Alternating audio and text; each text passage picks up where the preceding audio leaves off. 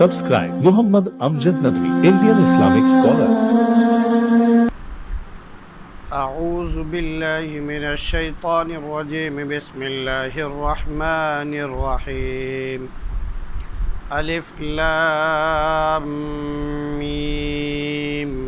تنزيل الكتاب لا ريب فيه من رب العالمين أم يقولون افتراه بل هو الحق من ربك لتنذر قوما ما أتاهم من نذير من قبلك لعلهم يهتدون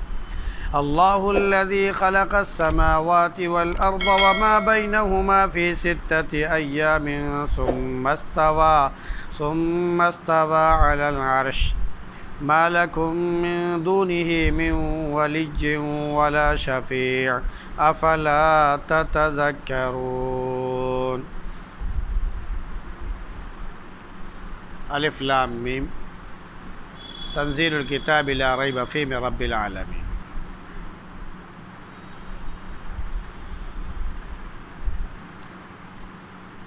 اتارنا کتاب کا ہے، اس میں سارے جہان کے رب کی جانب سے کوئی شک نہیں ہے، یا یہ کہ ان کا یہ کہنا ہے کہ آپ نے یہ گڑھ لیا ہے،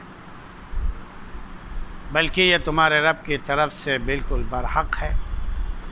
تاکہ آپ ان لوگوں کو ڈرائیں جن کے پاس آپ سے پہلے کوئی ڈرانے والا نہیں آیا، تاکہ وہ راہ پر آئیں۔ وہ اللہ ہی ہے جس نے آسمانوں اور زمین کو اور جو ان کے درمیان ہے 6 دن میں پیدا کیا، پھر عرش پر مستوی ہوا، اس کے سوا تمہارا نہ کوئی حمایتی ہے اور نہ کوئی سفارشی، تو کیا تمہاری سمجھ میں بات نہیں آتی؟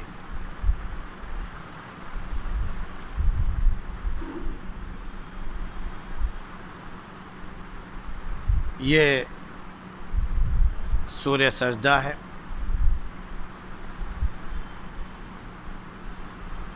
یہ مکی سورہ ہے، اور مکی صورتوں میں 3 چیزوں کا لحاظ رکھا گیا ہے اور خاص اس کی تعلیم دی گئی ہے۔ وحدانیت یعنی اللہ کی ذات پر ایمان، رسالت یعنی انبیاء علیہ السلام کو، اور آخر میں نبی کریم صلی اللہ علیہ وسلم کو رسول ماننا، اور آخرت، 3 چیزوں کی گویا تعلیم دی جاتی ہے، وحدانیت، رسالت اور آخرت۔ اس سورے کی فضیلت بھی ہے، ایک تو ہے کہ نبی کریم صلی اللہ علیہ وسلم روز ہمیشہ جمعہ کے دن فجر کے نماز میں الف لام میم سجدہ پہلی رکعت میں اور سورۃ الدہر یہ دوسری رکعت میں پڑھا کرتے تھے، یہ ہمیشہ آپ کا ایک معمول تھا۔ اس کی ایک فضیلت یہ ہے کہ جو شخص روزانہ شام کو یعنی مغرب سے عشاء کے درمیان، بعض لوگ کہتے ہیں کہ رات میں بھی پڑھ لے، کوئی حرج نہیں ہے، عشاء کے بعد بھی، تو جو شخص سورہ سجدہ اور سورہ ملک ان دونوں کی تلاوت روزانہ کرتا ہے مغرب بعد یعنی رات ہونے کے بعد، تو یہ صورتیں، دونوں صورتیں آخرت میں اس کے لیے سفارشی بن جائیں گی اور اس کی بخشش کا ذریعہ بن جائیں گی۔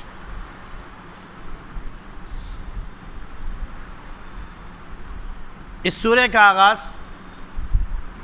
حروف مقطعات سے کیا گیا ہے۔ حروف مقطعات کا مطلب کیا ہوتا ہے کہ ایک ایک حرف جو ایک ورڈ کے اندر، ایک کلمے کے اندر موجود ہے، ایک ایک حرف الگ الگ کر کے پڑھا جائے، اسے حروف مقطعات کہتے ہیں۔ پورا ایک ورڈ ہے تو وہ کلمہ کہلاتا ہے، اور اس میں جو ایک ایک حرف جو الگ الگ ہے جس سے جڑ کر ورڈ بنتا ہے، جس کو ہم حروف تہجی بھی کہہ سکتے ہیں، الفابیٹ بھی کہہ سکتے ہیں، تو وہ جو ہے حرف کہلاتا ہے۔ تو جب کئی حرف مل جائے تو ایک کلمہ ہوتا ہے، کئی الفابیٹس مل جائیں تو ایک ورڈ بن جاتا ہے۔ تو یہ حروف مقطعات ہیں جو ایک ایک کر کے الگ الگ پڑھے جاتے ہیں، جیسے الف لام میم، اس میں 3 حرف ہیں، الف لام میم۔ ذالکا، اس میں 3 لفظ ہے، ذال لام کاف۔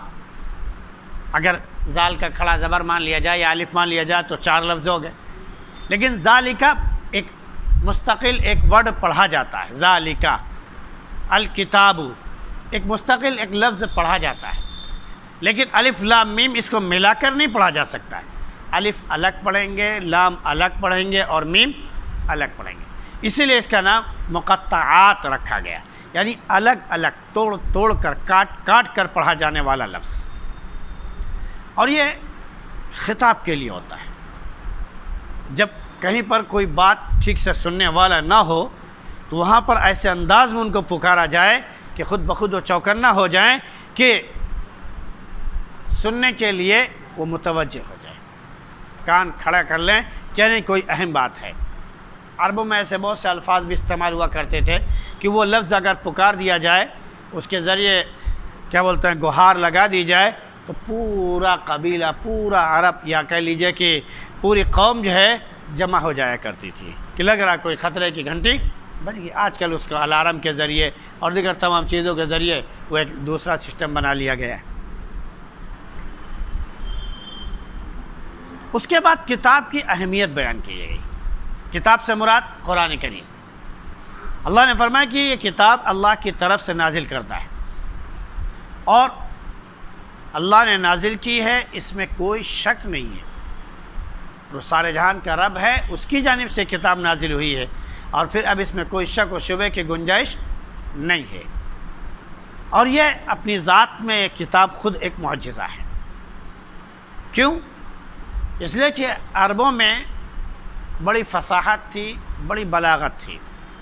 وہ ایسی عمدہ زبان بولتے تھے کہ لوگ عشق کیا کرتے تھے، ایسے اشعار لکھا کرتے تھے کہ اس کے لیے باقاعدہ مقابلہ ہوا کرتا تھا کہ اگر کسی کا سب سے اچھا شعر، سب سے اچھے کیا بولتا ہے کہ پوائم ہو گئی، وہ قصیدہ وغیرہ لکھا کرتے تھے،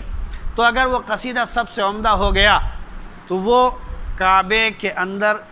دیوار پر چسپاں کر دیا جاتا تھا، دیوار سے لٹکا دیا جاتا تھا۔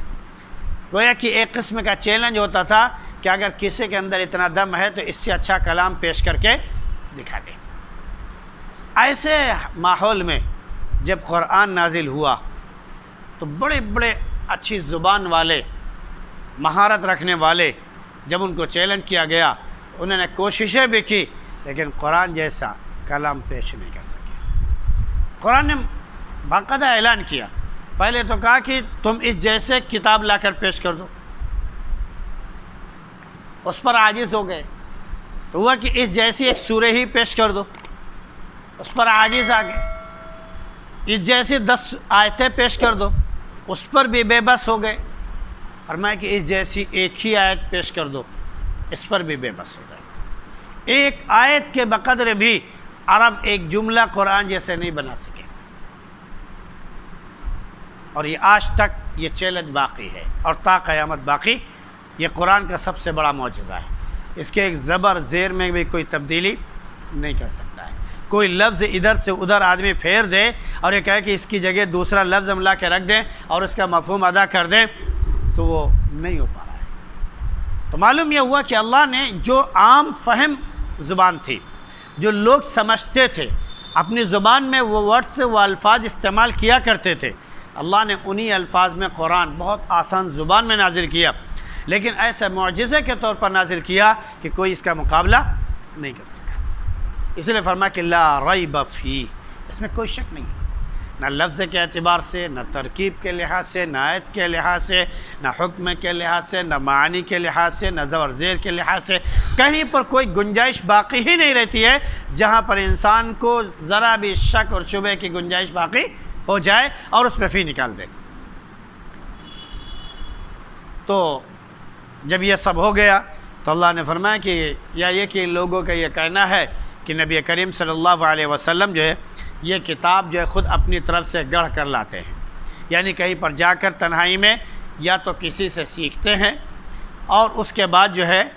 اس کو لا کر ہمارے سامنے پیش کرتے ہیں اور کہتے ہیں کہ اللہ کی طرف سے ہے، یا یہ کہ کہیں پر تنہائی میں بیٹھ کر خود اسے لکھتے ہیں، اسے بناتے ہیں، پھر اس کے بعد ہمارے سامنے لا کر پیش کرتے ہیں۔ جیسے شعراء ہوتے ہیں، وہ ایک جگہ بیٹھ جاتے ہیں اور تخیلاتی دنیا میں ادھر ادھر سیر کرتے ہیں، اور اس کے بعد ان کے ذہن میں، ان کے احساس میں، ان کے فکر میں جو چیز آتی ہے اسے پھر وہ لکھنا شروع کرتے ہیں اور اشعار کی شکل میں ہمارے سامنے پھر وہ پیش کرتے ہیں اور عوام کے سامنے پیش کرتے ہیں، تو عوام جو ہے اس پر سر دھنتی ہے۔ تو اس طرح انہوں نے الزام لگایا، تو اللہ نے اس کی تردید فرمائی اور دوبارہ کتاب کی تائید فرمائی، بل هو الحق من ربک، بلکہ یہ تمہارے رب کی جانب سے بالکل برحق ہے، اب اس میں کوئی شک کی گنجائش نہیں ہے۔ یہ اس لیے ہے تاکہ نبی کریم صلی اللہ علیہ وسلم لوگوں میں جائے اور ان لوگوں کو ڈرائیں جن کے یہاں آپ سے پہلے کوئی نبی نہیں آیا۔ آپ سے پہلے کوئی نبی نہیں آیا، اس کا کیا مطلب؟ نبیوں کا ایک مستقل سلسلہ ہے، ایک کے بعد دوسرا نبی، دوسرے کے بعد تیسرا نبی، بسا اوقات ایک ایک زمانے میں 50 انبیاء علیہ السلام سے بھی زیادہ آئے، بلکہ یوں کہنا بیجا نہیں ہوگا، جو اسرائیلی تاریخ سے معلوم ہوتا ہے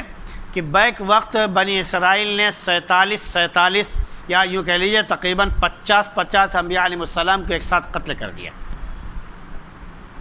تو آپ اس سے اندازہ کر سکتے ہیں کہ انبیاء علیہ السلام کی تعداد کتنی زیادہ رہتی رہی ہوگی۔ 1 لاکھ سے زیادہ انبیاء علیہ السلام تشریف لائے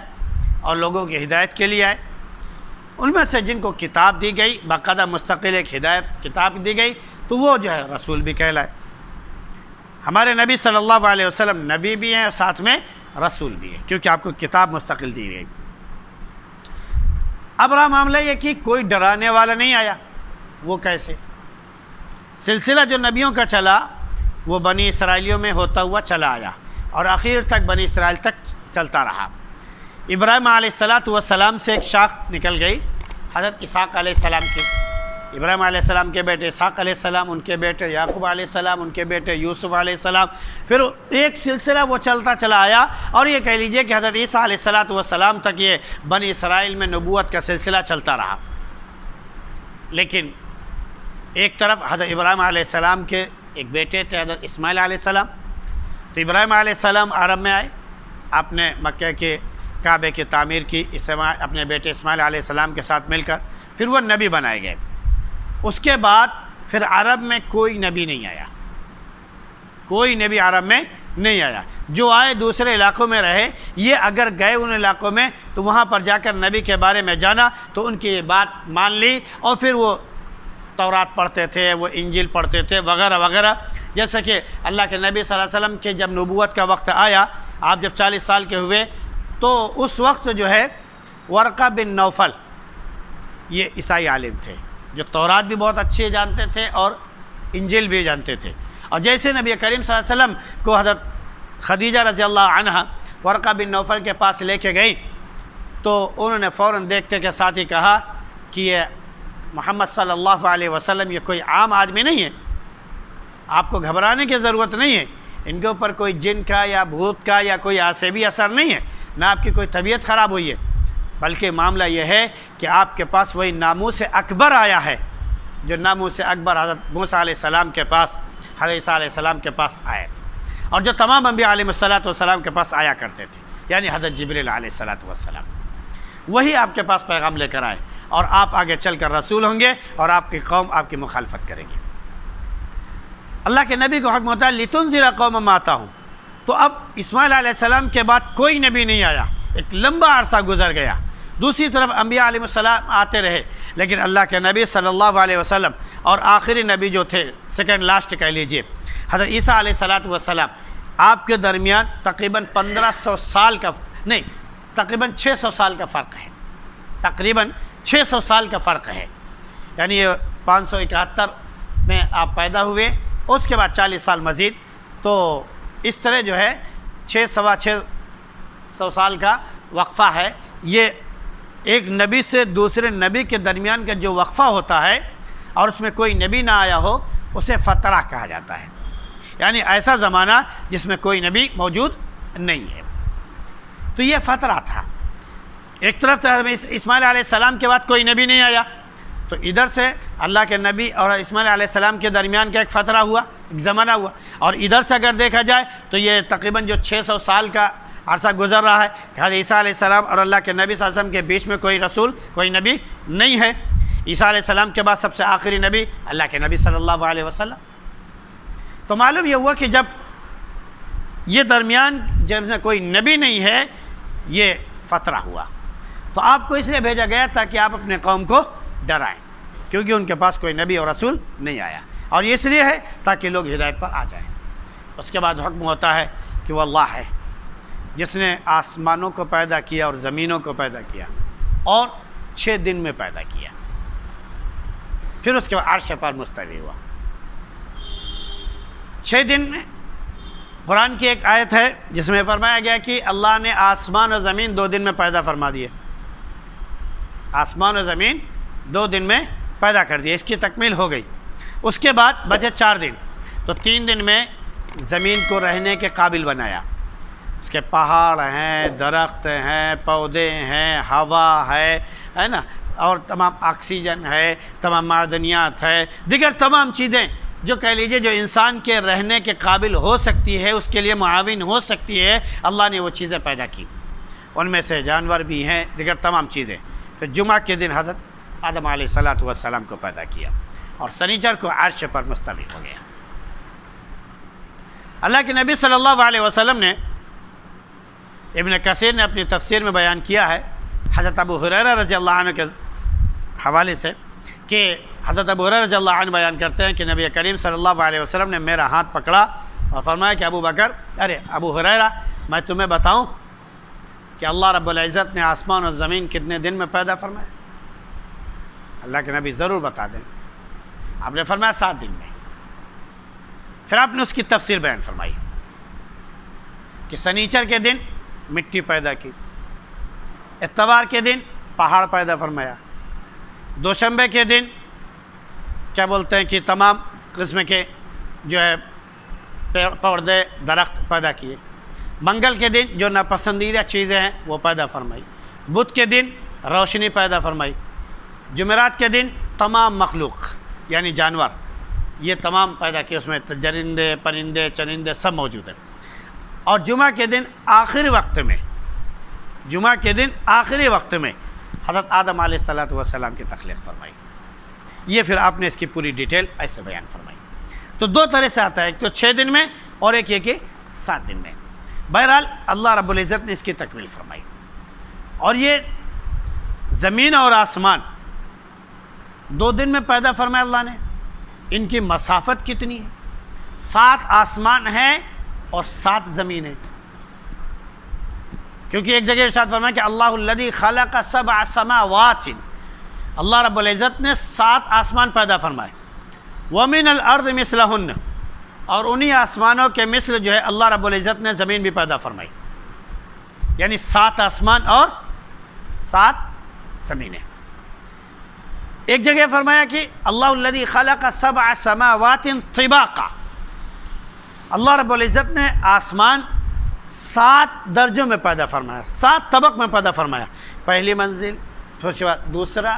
طبق، پھر تیسرا طبق، پھر چوتھا طبق، پھر 5واں طبق، ایک کے اوپر ایک، یہ 7 آسمان۔ تو آج وَمِنَ الْأَرْضِ مِثْلَهُنَّ اگر کہہ دیا گیا تو ایسی گویا 7 زمین بھی ہو گئی کہ یہ ایک زمین، پھر اس کے نیچے دوسری زمین، پھر اس کے نیچے تیسری زمین، اس کے نیچے چوتھی زمین، اس کے نیچے 5ویں زمین وغیرہ وغیرہ۔ ایک تو سلسلہ یہ ہے، ایک یہ کہ ہمارے کیا بولتے ہیں کہ سائنٹسٹ جو ہے ان کی تحقیق ہے کہ زمین میں جو پرت رکھی گئی ہے وہی مراد ہے، کہ اوپر مٹی رکھی گئی، پھر پانی رکھا گیا، پھر آگ رکھی گئی، پھر تانبا رکھا گیا، پھر وہ رکھا گیا، پھر وہ اس طرح کر کے جو انہوں نے ایک وہ خلا پیدا کیا ہے کہ اس طرح جو ہے 7، اور یہ سائنس میں پڑھایا جاتا ہے کہ 7 زمین جو ہے اس سے مراد یہ ہے کہ اوپر مٹی ہے، پھر اس کے بعد یہ ہے، پھر اس کے بعد یہ ہے، پھر یہ ہے، پھر یہ ہے، 7 اس کے زمین کے حصے بتا دیے جاتے ہیں، پرت در پرت۔ تو اگر یہ بھی ہے تو بہرحال یہ بھی سائنس کے خلاف جو بیان کر رہے ہیں، تو اللہ نے جو بیان فرمایا وہ اس کے خلاف نہیں ہے، اس سے ملتا جلتا ہے۔ لیکن اگر وہ اس طرح مانا جائے کہ اللہ رب العزت نے 7 زمین الگ سے پیدا فرمائی، جیسے 7 آسمان پیدا فرمائے، کہ ایک آسمان کا دوسرے آسمان سے کوئی تعلق نہیں ہے، ایک آسمان الگ، اس کے اوپر دوسرا آسمان، اس کے اوپر تیسرا آسمان، اس کے اوپر چوتھا آسمان، اور بغیر ستون کے پیدا فرمایا، تو اس لیے پیدا کرنا اس کے لیے کوئی بڑی مشکل نہیں ہے، بہت نہایت آسان ہے۔ تو اس اعتبار سے اگر ہم یہ زمین مانیں تو ہمارا یہ پورا کرہ، یہ پوری زمین ایک زمین کہلائے گی، اس کے بعد پرت در پرت، ایک کے بعد دوسری زمین، دوسری کے بعد تیسری زمین، وہ ایک 6 زمین الگ ہے، جس کی تحقیق شاید ابھی تک سائنٹسٹ نہیں کر سکے۔ بہرحال کھوج کرتے رہیں، ہو سکتا ہے کبھی معلوم بھی ہو جائے۔ فرمایا کہ اللہ کے سوا کوئی تمہارا حمایتی نہیں، کوئی ولی نہیں، کوئی مالک نہیں، کوئی تمہاری حفاظت کرنے والا نہیں، کوئی تمہارا سفارشی نہیں۔ یہی بات اگر تمہاری سمجھ میں آ جائے تو بہتر ہے، اور نہیں سمجھ میں آئے تو پھر تمہارے لیے جو وبال ہے وہ اللہ ہی بہتر جانتا ہے کہ آخرت میں کیا قسم کا تمہارے پر عذاب آئے گا۔ اللہ رب العزت ہم سب کو اپنی ذات پر مکمل ایمان کی توفیق نصیب فرمائے، اور وہ ہمارا والی اور ہمارا شفیع بن جائے۔ سبحان اللہ وبحمدہ، سبحانک اللہم وبحمدک، ونشہد ان لا الہ الا انت نستغفرک ونتوب الیک۔